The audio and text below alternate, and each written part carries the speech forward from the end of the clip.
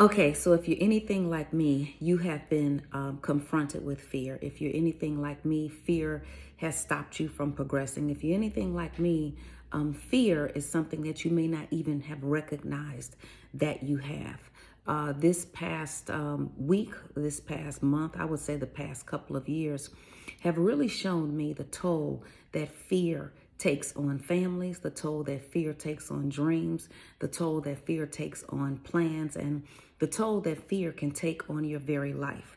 In order for us to overcome fear, we have to be able to identify it because it is lurking everywhere. It shows up when you have anxiety. It shows up when you have a panic attack. It shows up when you don't want to send that message. It shows up when you don't want to forgive.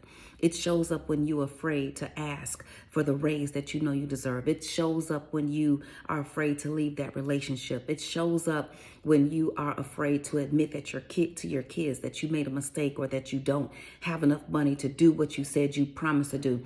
Fear shows up everywhere, and it causes us to behave in such a way that is not consistent with what we really want, because what we really want is to be full of love, and what we really want is to be in alignment with God and everything that He wants for us. So I'm going to share with you four things today that you need to know about fear. So when it shows up, you have the ability to eliminate it and to move forward and get where you're trying to go.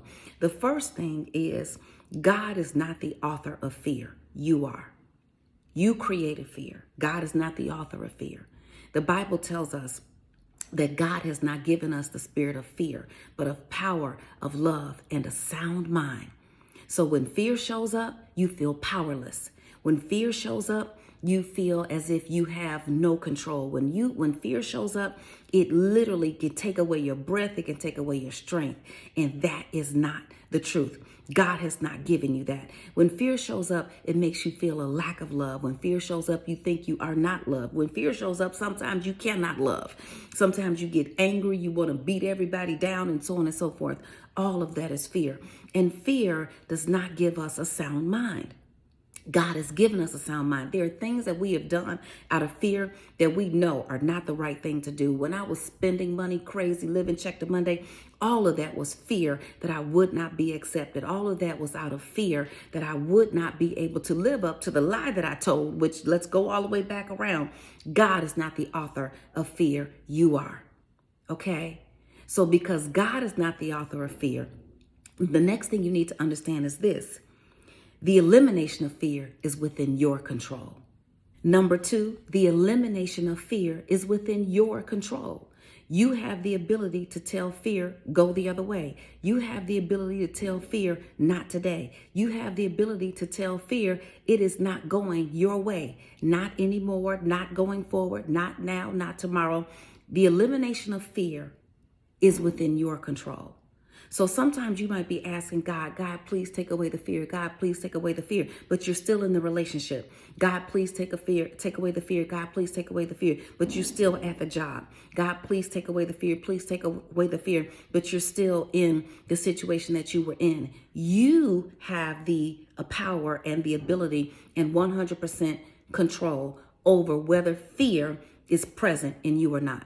The next thing you need to understand about fear being 100% in your control, fear prevents God from giving you His control. Let me repeat. Fear prevents God from giving you His control. So when fear is out of the way, then God is able to give you the power that you need to get through whatever it is. You ever heard the saying, let go, let God? You have to let go and then let God. If you hold on to it, God has no control. If you hold on to it, then He can't do what He's supposed to do. You know, my good friend told me, she said, you cannot worship God with your faith and the enemy with your fear at the same time. You've got to pick one.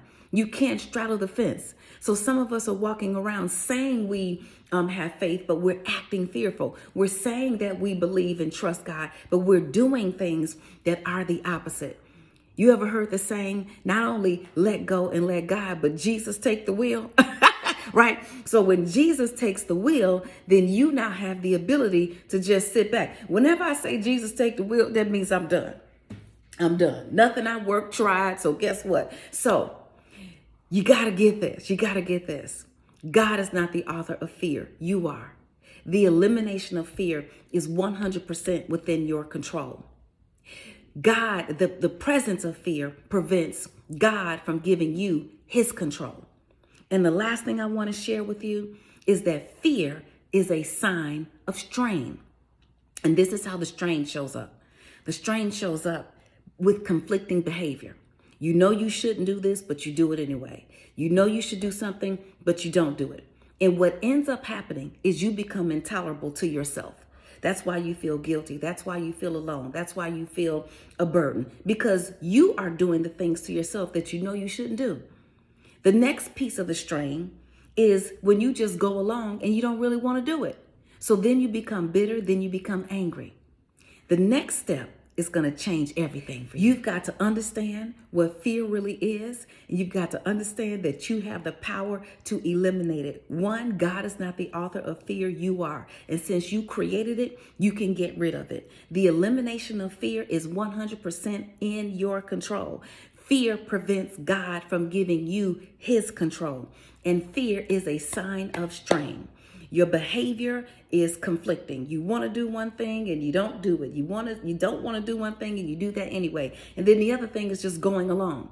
You know, you're in a bad relationship. You're just going along. You're in a job, or you're at some place or in something that does not line up with your integrity, but you're just going along. And so that prevents strain. And eventually you're going to pop. Anybody got a bad temper? That's me, right? I'm talking to myself, right? You got a bad temper because you've been trying to overlook it. You've been trying not to say anything. You've been trying, and all of that is fear. So this is what we're going to do. This is what we're going to do. This is what I'm doing. You know, I talk about starting a business. I talk about getting your money straight. I talk about having a life full of harmony and joy, and, you know, raising your kids and having a good relationship. I talk about all those things, but I haven't really told you how I got there. Let me tell you how I got there. These are the things that are going to change everything for you. The first thing that I have acknowledged, and I remember back in my 20s, I was at a job that I did not like, and I just asked God to lead me to a career where I could help people. That was the number one thing that I wanted. So the first thing is that you are going to repeat this affirmation. I am here only to be truly helpful. Say it. I am here only to be truly helpful. If you figure out how to be helpful, you won't have to worry about your business. If you figure out how to be helpful, you eventually will not have to worry about money. If you figure out how to be helpful, you will not have to worry about how to be happy. Because helping, if you figure out a way to help, now you may be able to monetize that help. You may be able to systemize that help. You may be able to franchise that help. You know, one of the best things, you know, the most interesting things, one of the things I'm really curious about is the Slutty Vegan, the business, the Slutty Vegan. This woman, our sister, figured out a way to make being a vegan fun and to eat what we want to eat, the way we want to eat it, and to enjoy it. That is being helpful. The next thing is, I am here to represent him who sent me. Say it. I am here to represent him who sent me. When I was at rock bottom, I just asked God to save me from myself. And when people see me, they will see you. The last thing I'm going to say is this.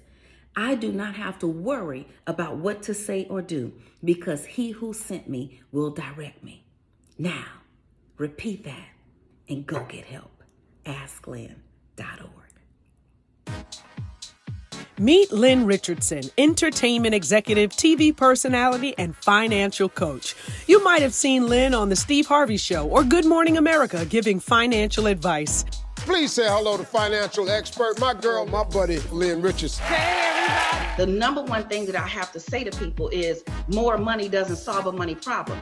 If it did, millionaires wouldn't go bankrupt. She uses her quick wit and humorous presentation style to help others face their issues and achieve their personal and professional goals, as well as spiritual harmony. You go to a rack, $500 purse. Self, do you usually have $500? $20 purse. Self, that's usually how much you got. That's the purse that you get off the rollback rack. Over the last 25 years, Lynn used her financial expertise to create a curriculum of books and online classes to help clients achieve financial freedom. Lynn teaches clients how to get out of credit card debt. shows them how to create a home-based business and to create multiple streams of income.